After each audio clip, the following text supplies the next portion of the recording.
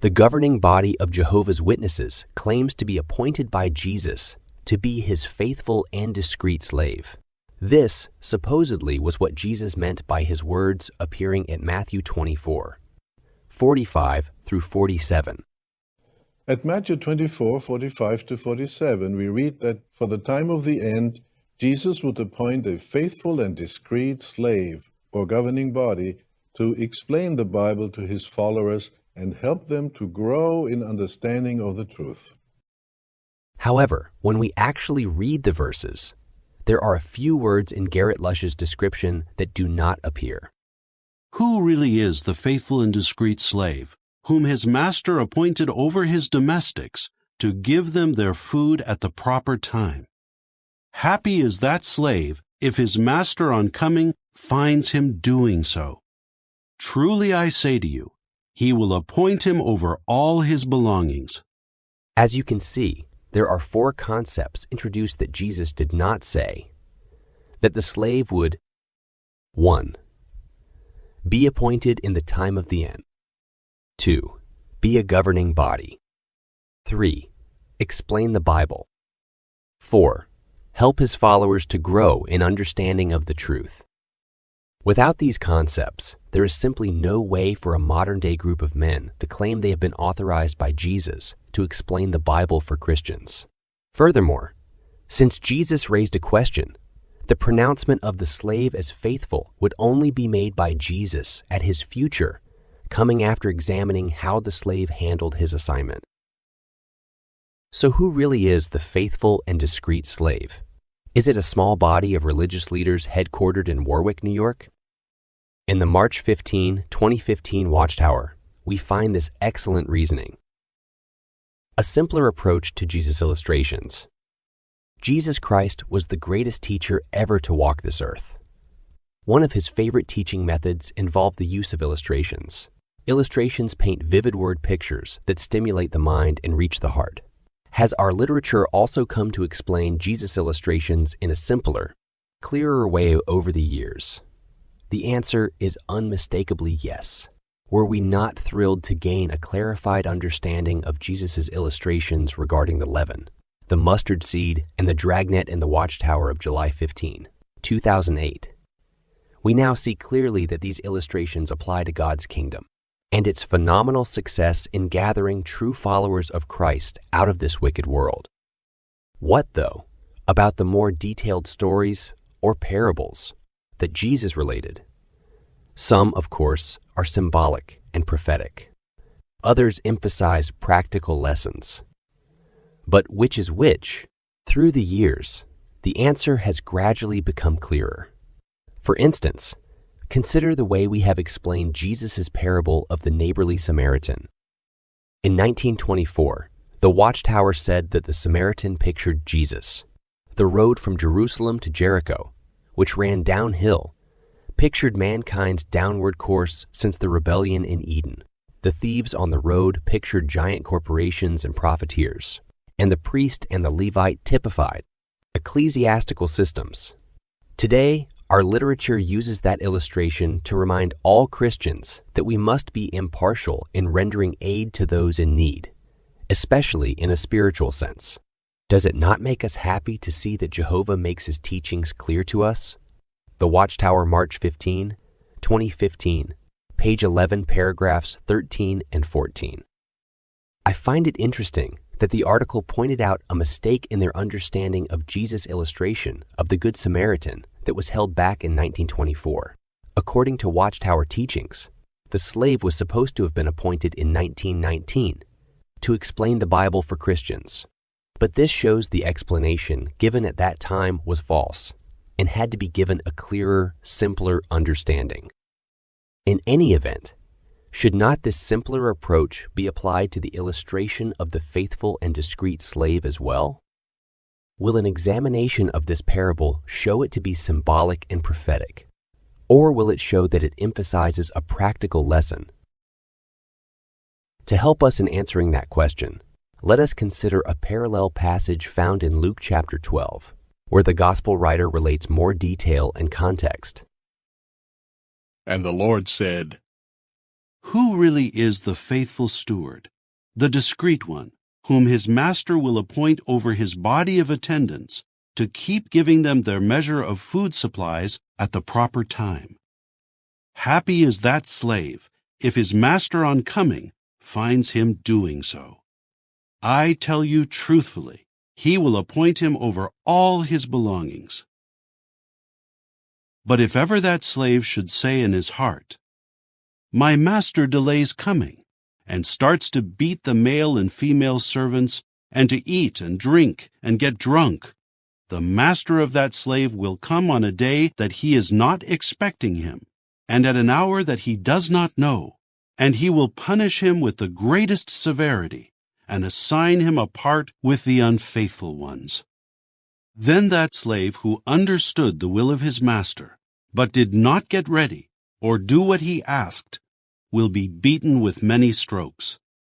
But the one who did not understand, and yet did things deserving of strokes, will be beaten with few.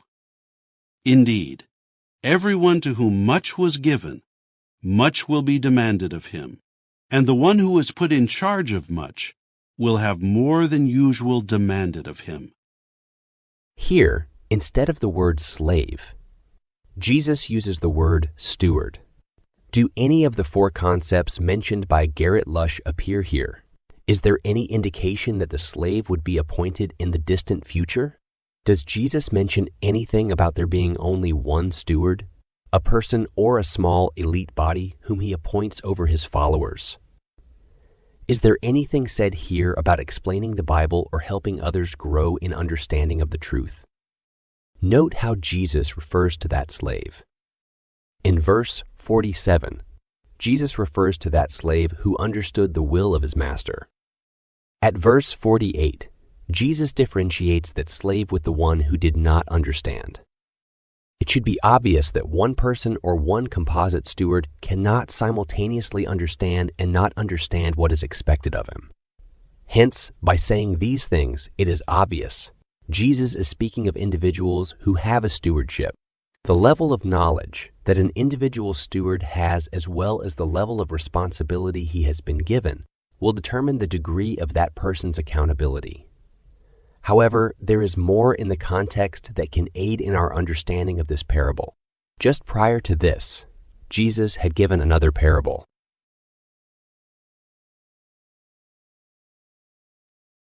Be dressed and ready, and have your lamps burning, and you should be like men waiting for their master to return from the marriage, so when he comes and knocks, they may at once open to him. Happy are those slaves whom the master on coming finds watching. Truly I say to you, he will dress himself for service and have them recline at the table, and will come alongside and minister to them. And if he comes in the second watch, even if in the third, and finds them ready, happy are they. But know this, if the householder had known at what hour the thief would come, he would not have let his house be broken into. You also, keep ready, because at an hour that you do not think likely, the Son of Man is coming. Then Peter said, Lord, are you telling this illustration just to us, or also to everyone? It is obvious Peter understood that Jesus' illustration was for the benefit of all of the disciples that were present. He did not understand Jesus to be speaking of either one person or one composite group that would appear sometime in the distant future. However, he wasn't quite sure whether Jesus' words were meant only for those that followed him or also included the crowd that was listening. Rather than answer Peter's question directly, Jesus gives this parable. But why did Jesus give this parable? What was the all-important lesson he wanted them to grasp? It was the need for them to keep awake. It was not about who was going to provide spiritual food. The fact that there are three possible situations within the one narrative of his faithful steward illustration would indicate that Jesus was speaking of more than just one slave. They all needed to keep awake. They all needed to be dressed and ready with their lamps, burning like men waiting for their master to return, so that when he comes and knocks, they all may open to him. Notice Jesus says that if he finds them faithful when he comes, he promises to have them recline at the table and dress himself for service and minister to all of them. Even though he urges them to be like a single householder, the message is not that there is to be just one householder, composite or otherwise. They all needed to be like that householder and keep awake. The question is, will they? Remember, Jesus spoke of 1. That slave that understood the will of his master but did not get ready. 2. The one that did not understand and yet did things deserving of strokes. 3. The one who was put in charge of much and having much demanded of him, an indication that some would not be put in charge of as much. Hence, it appears Jesus' answer to Peter's question is he was speaking to all, those who were already his disciples, as well as to those who would become such in the future. Furthermore, Jesus' words were a warning for them to keep faithful to their commission until his return, not a pronouncement of them being already considered faithful and discreet. Nor was it a prophecy. Indeed, how is it possible for a prophecy to have more than one outcome? Much can be learned if we note other places this word steward appears in the Scriptures. A man should regard us as attendants of Christ and stewards of God's sacred secrets. In this regard, what is expected of stewards is that they be found faithful. If you examine this passage in context, individuals such as Paul, Peter, and Apollos are referred to as stewards. In his letter, Paul was writing to address the problem of sectarian division among the brothers in Corinth. For some, from the house of Chloe, have informed me regarding you, my brothers, that there are dissensions among you. What I mean is this, that each one of you says, I belong to Paul, but I to Apollos, but I to Cephas, but I to Christ. Is the Christ divided? Paul was not executed on the stake for you, was he? Or were you baptized in the name of Paul? This is the subject of his letter up until chapter 4. What then is Apollos? Yes, what is Paul? Ministers through whom you became believers, just as the Lord granted each one. I planted, Apollos watered, but God kept making it grow, so that neither is the one who plants anything nor is the one who waters, but God who makes it grow. Now the one who plants and the one who waters are one, but each person will receive his own reward according to his own work. For we are God's fellow workers. You are God's field under cultivation, God's building. Instead of admiring personalities, to the extent of becoming followers of men, Paul admonished Christians to follow Christ. In regard to the stewardship of Paul, Apollos, Cephas, and others, it was required that they be found faithful. This echoes what Jesus said in his parable about the faithful and discreet slave. But did Paul proclaim himself there and then to be a faithful steward? Note what he says next. Now, to me, it is of very little importance to be examined by you or by a human tribunal. In fact, I do not even examine myself, for I am not conscious of anything against myself. But by this I am not proved righteous. The one who examines me is Jehovah. Therefore, do not judge anything before the due time, until the Lord comes. He will bring the secret things of darkness to light and make known the intentions of the hearts, and then each one will receive his praise from God. Instead of proclaiming himself a faithful steward, Paul showed that this would not be determined by himself or any other person. It would be the Lord himself who would make that judgment when the time came.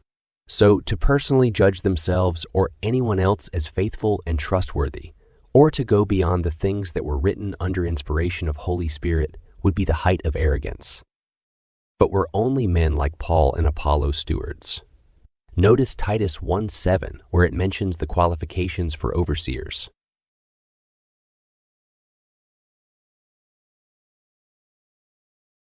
For as God's steward, an overseer must be free from accusation, not self-willed, not quick-tempered, not a drunkard, not violent, not greedy of dishonest gain. So, Christian overseers are viewed as being stewards. Thus, Jesus' parable of the steward would apply to them as well. But would this apply only to such overseers? Note what the Apostle Peter said. To the extent that each one has received a gift, use it in ministering to one another as fine stewards of God's undeserved kindness that is expressed in various ways. If anyone speaks, let him do so as speaking pronouncements from God. If anyone ministers, let him do so as depending on the strength that God supplies, so that in all things God may be glorified through Jesus Christ. The glory and the might are his forever and ever. Amen. Peter, writing to the entire congregation, understood each individual Christian to be a steward and entrusted with a gift that they can use to serve others. The admonition here is to strive to be a fine steward. If anyone, meaning each individual Christian, speaks or serves in any capacity, they should do so in a way that brings glory to God. The Watchtower Society recognizes that in the Bible, all Christians are referred to as stewards. Note how this is stated in a 2012 Watchtower article. You are a trusted steward. Some 2,500 years ago, a Greek playwright wrote, "No one willingly wears the yoke of slavery." Many today would readily agree with that statement. Slavery evokes images of people oppressed and in bondage, whose work and sacrifices bring benefits, not to themselves, but to those who own and dominate them. Yet, Jesus indicated that his disciples would be humble servants or slaves. There is nothing demeaning or oppressive, though, about this slavery involving true Christians. These slaves enjoy a position of honor, trust, and respect. Consider, for example, the comments Jesus made about one slave shortly before his death. Christ foretold that he would assign duties to a faithful and discreet slave. It is significant that in a parallel account, that slave is called a steward. Most faithful Christians now alive are not members of that faithful steward class. However, the scriptures show that all who serve God have a stewardship. What responsibilities are involved? How should those be viewed? To find out, let us examine the role of stewards in ancient times. Although recognizing the Bible teaches that all Christians are stewards, the Watchtower still wants to say that Jesus promised to give a preeminent position to one particular steward, a composite one in the future. Why? Isn't this in contradiction to what Jesus commanded his disciples?